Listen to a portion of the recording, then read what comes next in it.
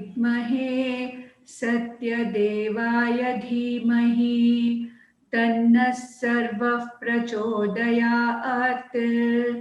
ॐ शान्ति शान्ति शान्तिः।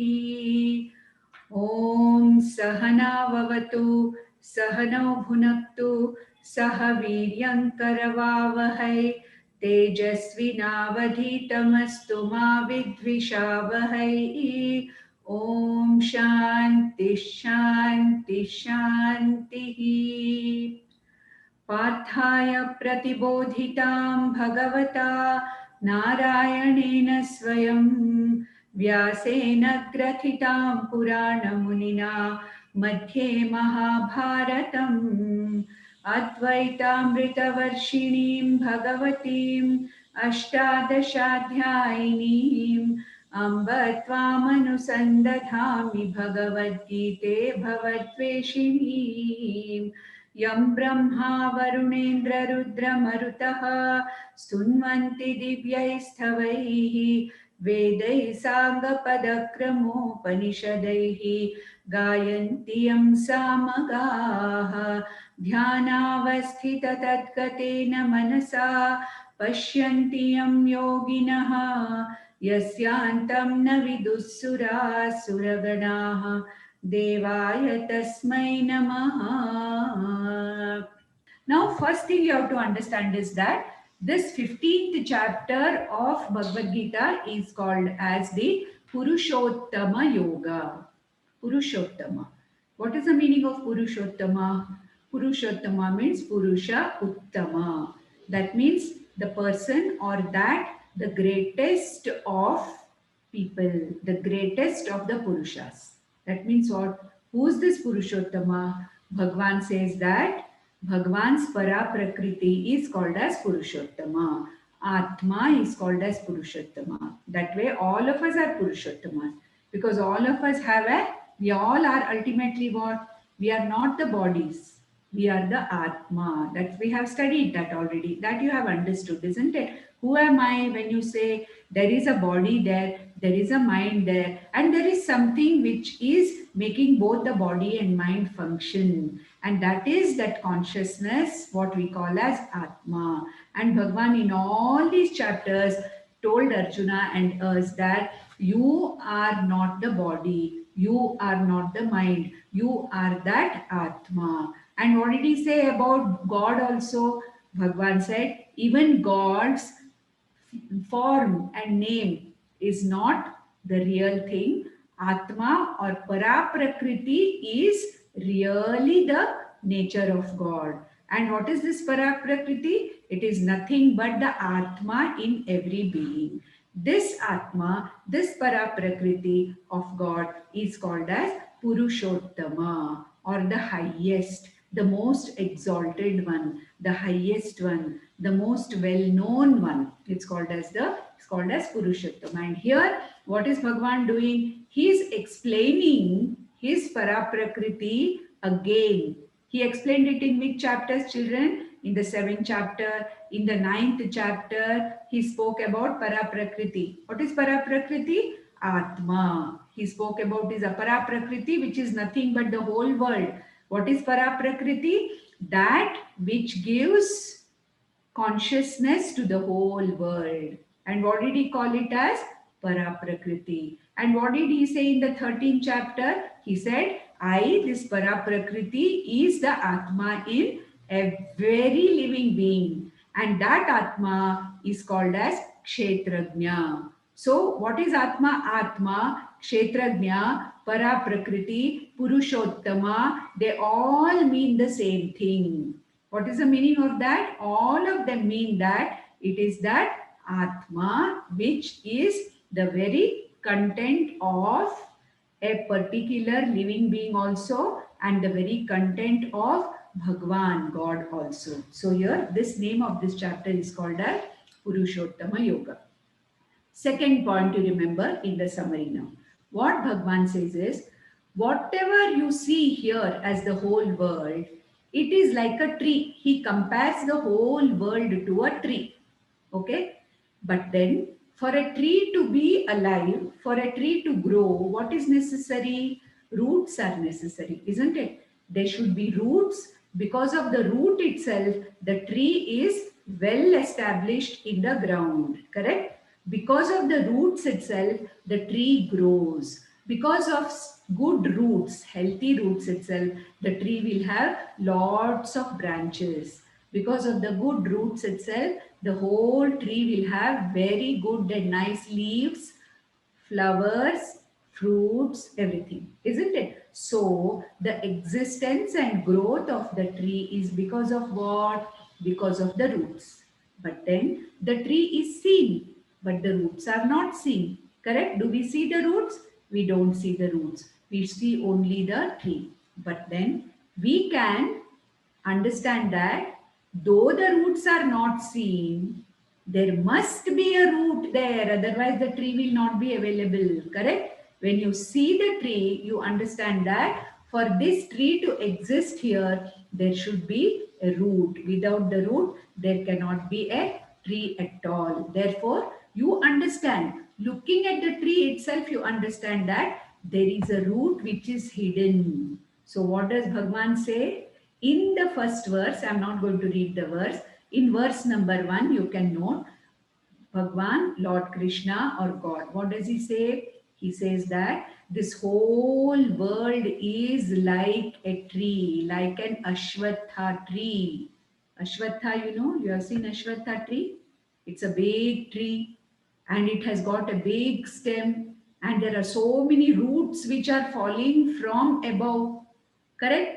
They are called as tap roots. You know Ashwatha tree? Or Ashwatha katte. In all your places you will have that Ashwatha tree, big tree. Then there will be a big stem for that. Then there will be lot of roots hanging called as secondary roots, tap roots which will be coming. You know that, isn't it? So Bhagwan Krishna compares the whole world to an Ashwatha tree. And he says, look, the tree is available for perception. Like how a Ashwatha tree is very, very big.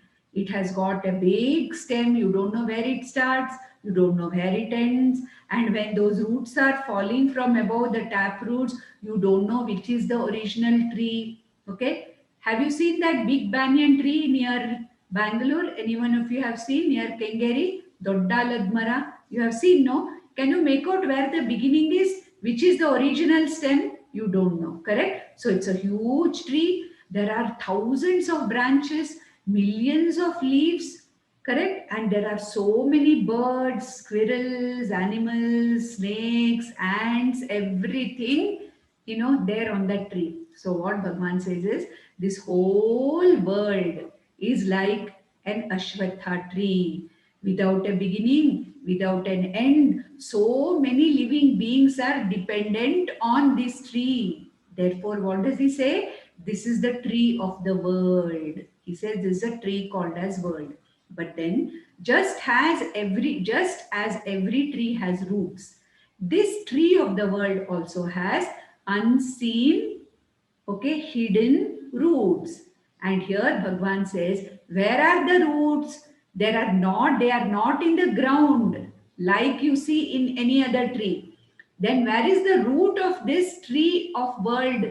He says, the actual root of the tree is I, the Paraprakriti. I, the Paraprakriti, is the actual root of this tree. And where is it? He says, the root is above and the tree is below. What is the meaning of that? Do you have a root above the tree?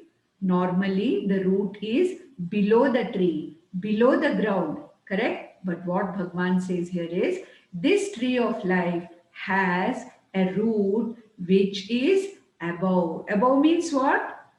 The Paraprakriti me. The Aparaprakriti me, Bhagwan says, in the form of Paraprakriti and Aparaprakriti, I, God, is the very root. And where is this root? It is not seen. It is somewhere above because of its very, very subtle nature. Subtle means what? Not easy to understand. You can dig the ground and see the roots of a regular tree, but you can't dig the roots of the world, tree of the world, and see where the root is. So where is this root? Krishna says this root is above. Above means what? That is the highest. That is what? Me, God, and from me, this whole world is manifesting like a big tree. He's just giving an example. Okay. So he says, Arjuna, remember that I am the very root of the tree of the world. I am the very cause of this world. And what is the world? The world is like a big tree with lots of branches, lots of leaves, big stem, lots of roots. Okay, so ultimately, I am the very root cause of this entire world or universe. What manifests as the world is what? My apara prakriti. But what gives sustenance to this world? What gives life to this world? What gives lives to all these living beings in this world? It is me, the para prakriti. And then point number 3. Now, the third point in the summary. So, in the fourth verse, number 4, what does God say? He says, to know me, you must know me, the Paraprakriti, to understand what the whole world is. He says, as the world is a product and I am the cause. Therefore, the world is like a tree and I am like the root of the whole world. And ultimately, to know what this whole world is, you must know me, the root of this world. And therefore, what should you do? You should understand my para prakriti and para prakriti both. My para prakriti is called as Purushottama, whereas my apara prakriti is that which is called as the world or the kshetram. Did we not see that in the 13th chapter? What did Bhagwan call his apara prakriti? He called his apara prakriti as kshetram. What did he call his para prakriti? Kshetrajna. In 15th chapter, what does it say? The whole world is what? The apara prakriti is the tree. Okay, whereas the root of this tree is called as Uttama Purusha. Okay, so he says in the fourth verse that you have to understand both my prakritis to understand what this whole world is. And this understanding of me as Uttama Purusha is called as Atma Jnana.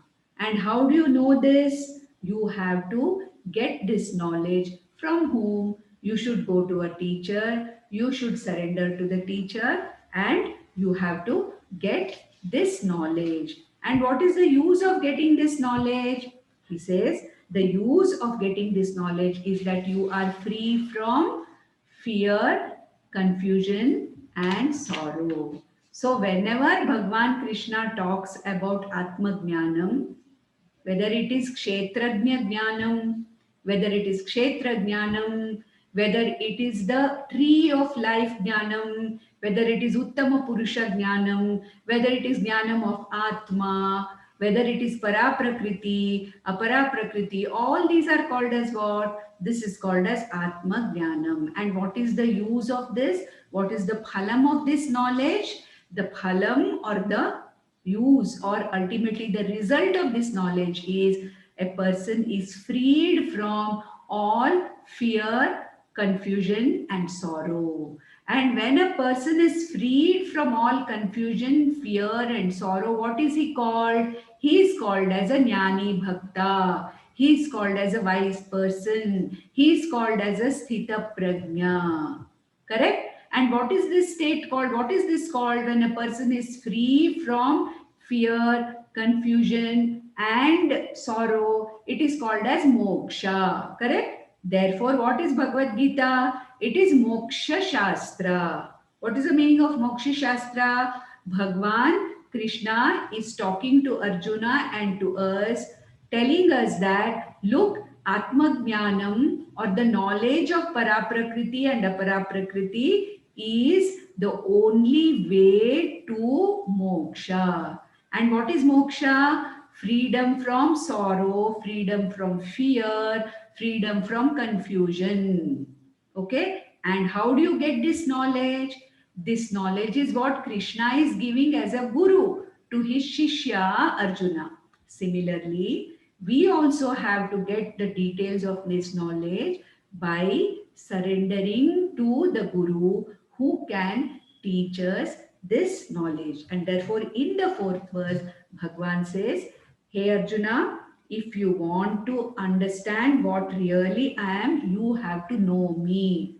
You have to know what I am. You must understand what is my Paraprakriti, what is my Aparaprakriti, and you can know this only by going to a teacher who can teach this knowledge to you. And then in the next few verses, as a summary, Bhagwan talks about how he, as the Uttama Purusha, as the Paraprakriti, as Atma, as Kshetrajna, how God or Bhagwan is actually pervading the whole Jagat. In what all forms? He is now again repeating what he repeated in 7th chapter, 9th chapter, 10th chapter, 11th chapter. All these things he is repeating again. Now we will go to the, now he says that, look Arjuna, all that brightness and the light in the sun is because of me. Okay, I, the Paraprakriti, I, the Atma, is the light in the sun. Which sun? Our God Sun, Lord Sun, who lights up the whole world, correct? Our sun, here, S-U-N, sun, the one who lights up the whole universe. Where does that light come from? Bhagwan says, God says, that light comes from, I am that light which is in the Surya Bhagavan, because of which this whole world is lighted up. Then he says, I am also that light in the moon, the moonlight that you see, which is a reflection of the sunshine. You know, moonlight is reflected light. You know that, no children? Moon does not have a light of its own. It reflects the light of the sun. So, even for the moon to reflect that light of the sun, that light which is reflected by the moon is nothing but me, Bhagwan says. Okay, so the light in sun, the light in moon, the light that we see in stars, the light that we see in lightning, the light that we see in fire, all these light principles are nothing but my Paraprakriti. I am shining in all these things as the very light principle. Then what else does he say? Verse number 13. Point number 5 in the summary. Point number 5, verse number 13, which is going to explain the fifth point in the summary of this. So what does he say here? He says, I, the Paraprakriti, enter into every living being. I am the life in every human being, every living being. I am the very life principle in this entire earth.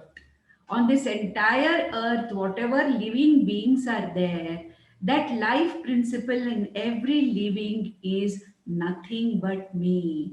I am the energy in all the living beings. Don't we have the energy to do something? Correct? We should have the energy, correct? To do something, to work, to study, to understand what is going on here. We should have physical energy and mental energy, correct? So he says that I'm the one, okay, who manifests as the energy in all living beings. I'm the life principle in all the living beings on this whole earth. And then what do? I am the very sap or the food in all the plants. You know photosynthesis? You have understood, no? What is photosynthesis? All the plants produce food, correct? By a process called photosynthesis. And what is there in every plant? There is that sap, rasa. That sap is there in every plant. And in the presence of sunlight, this sap is converted into food. So what does Bhagwan say here? I am that food containing sap in every plant. Okay? Therefore, who am I? In the previous verse, what did he say? I am the light, I am the energy in the sunlight, moonlight, all the light principles in the world. How many sources of light do we have in this world, children? Sun is one source of light, moon is one source of light, stars are one source of light, lightning is one source of light, fire is one source of light, correct? You may say electricity. Electricity is a part of this only. All right. So these are the 5 natural sources of light in the universe. And what did Bhagwan say? I manifest in the form of that light principle. I enter this whole world. I am the one who manifests as the energy in all the plants. I am the food containing sap in every plant. And I am the one who is responsible for all the activities and the energy which is shown by all the living beings. Okay. And I manifest as the food principle in all the plants. So when people eat me, when the people eat food, eat plants, that energy which is there in the food in the plant is the energy absorbed by all the living beings when they eat food. So I am the real energy in the food principle. Okay. Then in the next verse, in the 14th verse, the next point, we will take up the next point, the summary of the 15th chapter. He says, look, just eating food is not sufficient, isn't it? It has to be digested, correct? It has to be digested, correct? The food eaten has to be digested. So what are the different forms of food we eat? Here Bhagwan says there are 4 types of food that we eat. Okay. What are those 4 types of food that we eat? One is the food which we eat and bite, masticate the food, which is called as what? Bhakshyam. Bhakshyam means what? The one which is going to be chewed and eaten. Okay, that is one type of food we have. Then we have another type of food which we simply swallow without biting. Correct? We swallow without biting. Ragi mudde. How do you eat ragi mudde? You don't bite ragi mudde. Correct? You simply swallow it. Correct? What about ganji? What about, gruel? What do? You simply swallow it. Correct? You don't bite it. So that is second type of food we eat. Food which is bitten, chewed by our teeth and swallowed is one type of food. Another type of food which we eat is that which we cook and we simply swallow. The third type of food is where we cannot either simply swallow nor can we bite, but we lick. Ice cream. How do we eat ice cream? We lick, correct? We lick it. How do you eat honey? Honey, how do you eat? You lick honey. Correct? Honey means, no? Honey. Honey gottallappa enu anta? How do you eat honey? You can't take it in a spoon and swallow it. You can't swallow honey. You have to lick it. How do you eat chawanprash? Have you all eaten chawanprash? No, chawanprash is that lehya, manenali. Sometimes they will make this lehya and give you. They put all kinds of things in that for digestion and all. Lehya they will do and give. How do you do that? You lick it with your tongue. You lick it. Okay, those who have not tasted, it's okay. There are a few people who know what is lehya. They will just lick it. Okay. Then there are certain foods which we just suck and take. All the drinking kind of liquid foods. Do you chew water or cold drink or milk or coffee? No. Correct? Do you simply put it, swallow it? You can't. Do you lick it? No. Then how do? You literally, you take it inside. Correct? Whether with the straw or even without a straw with the glass. How do you drink? You draw it inside. You suck it inside. That is how you drink water. correct? Okay, you may say ಮೇಲ್ಗಡೆಯಿಂದ ಹಿಂಗ್ ಕುಡಿತೀನಿ, then it's okay. But then these are the 4 ways in which we consume food. Therefore, there are solid foods, hard foods, semi-solid foods, liquid foods, foods which has to be licked. In various way we literally eat these foods. Now, whatever food we have eaten, it should be digested, isn't it? Isn't it? You have in your biology class how the food digestion takes place, you have been taught, isn't it? Huh? In the mouth itself, there is the first level of digestion, correct? The salivary juice itself has the first level of digestion.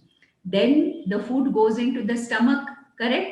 There again, the acid produced in the stomach, along with all the other juices, digestive juices, they will digest the food further. And then this digested food is absorbed by the intestines. Now, the digestive process requires what? The digestive juices and the acid in the stomach. What is acid? It is heat principle. Anything which has to be digested has to be cooked first.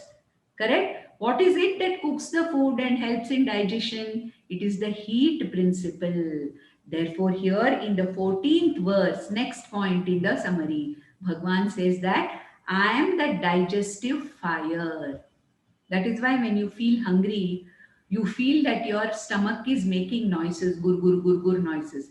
And if you don't eat at that time, what happens? Your stomach starts burning. Correct? Hotte uri. You say that no, your stomach starts burning. And you say, Hashwagatte, I'm feeling hungry, I'm feeling hungry. What is that hunger?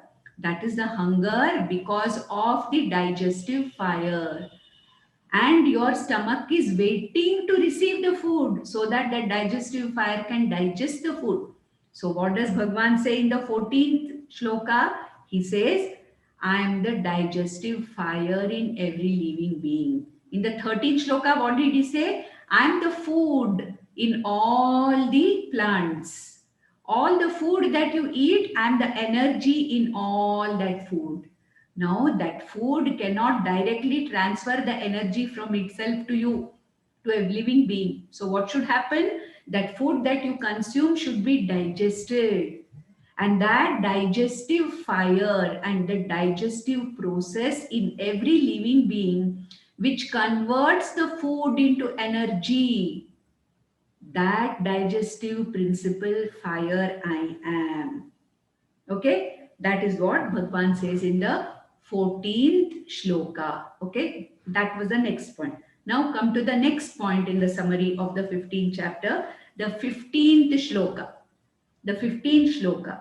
And ultimately, what does Bhagwan say? He says, look, I am not only present in the food, in the digestive fire and anything else, but I am also present as the very life principle in everybody's heart. Okay? Now just look at it. When you say I, how do you address, where do you show yourself as I? Here. No, you do this. Do you say I? No. Correct? Do you say I? No. Do you say I? No. Do you show your feet to be I? No. Do you show your stomach when you say I? No. Do you show your back when you want to say I? When you express yourself as I, what do you say I? Correct? So where is this, that where are you addressing? You are addressing that Atma which is there. This Atma, I am, you say. Correct? So if I ask you, Abhay, where is it? I am here, you say. Correct? That means what? Lord Krishna is saying here that I am manifesting as the very life principle, as the very Atma in every living being's heart. Okay? And also, I am the one who is responsible for all your memory. Without me, there is no memory. I am the one because of whom you can remember everything. Okay? I am also responsible for you forgetting certain things. See the funny thing here. You have to forget many things in life to learn new things, correct?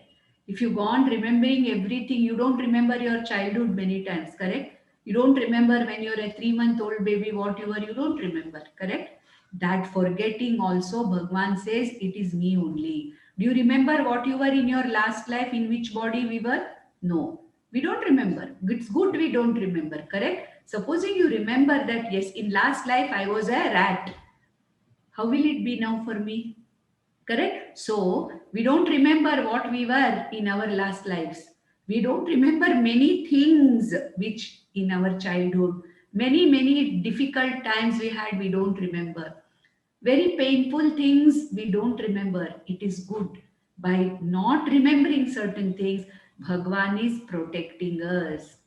So here Lord Krishna is saying that I am that life principle, I am the consciousness, I am the Atma in the heart of every living being. I am also the memory and remembrance in every living being.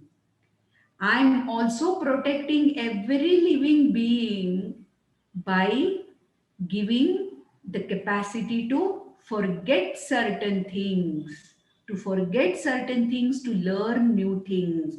I am also that capacity. If I remember things at the right time, you ask me something suddenly, I remember. That is what? Bhagwan's, God's grace by which I am remembering. Correct? Supposing I forget everything, then God's grace is not there. Certain things I have to forget, that is also God's grace. Certain things I have to remember, that also is God's grace. That's what here God is saying, Bhagwan is saying, I am responsible for the memory. I am the one because of whom certain things are forgotten. I am that Atma, that Chaitanya, that life principle in every living being. And he also says that I am the one to be known. I am the only thing which is worth knowing. So, Arjuna, you may know so many things in this world. Okay, so many things, you know, physics, you know, chemistry, you know, this, you know, that, you know, this, so many things are there, you know. But Bhagwan says, God says here, most important thing to be known is my Paraprakriti or Uttama Purusha. You should know what God is. You should know what I am. What is this Atma? What is this Paraprakriti? In what way I am connected to God? In what way this Jiva, this individual is connected to God? This you should know. Therefore, my Paraprakriti and Aparaprakriti are the most important things that you have to know in this world.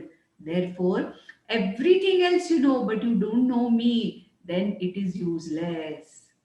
Okay, when you know me, my Paraprakriti and Aparaprakriti, it is as good as you know everything in this world. Because who am I? I am the maker of this whole universe. I am the material with which this whole universe is made. Being the material and maker of this whole world, if you know me, if you know my Apara Prakriti as the whole world, my Para Prakriti as that consciousness principle or Atma or Kshetrajna, it is as good as you are knowing everything. Okay, this is the Tatparyam of that verse. Now, we are going to the last verse of this chapter, that is the 17th verse. Of course, the 20th verse is the last verse, but I'm not going to take the others. Now, I'm going to the 17th verse, verse number 17. And what is the summary of this verse?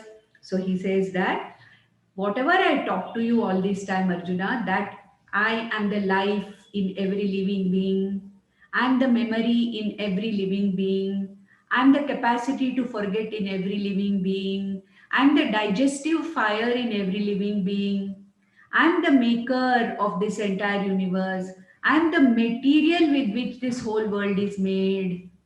I am the energy in the food that is contained in the plants.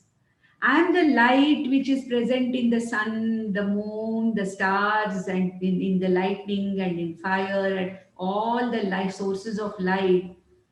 Who is this person? Who is this? Am I an individual human being? No. Who am I? He says in the 17th verse, I am called as Uttama Purushaha. Okay, and I'm also known by the name Paramatma, he says. So one more name, okay, for Bhagwan, for God, Uttama Purushaha, Paramatma, Brahman, Paraprakriti, Atma. What are all these? These are all the different names given to Bhagwan. And he says that this Paraprakriti, or whatever I explained to you all this time, who is that? I, that Paraprakriti, is called as Uttama Purusha. What is the meaning of Uttama Purusha? The one who is the most exalted, the highest. Uttama Purusha means what?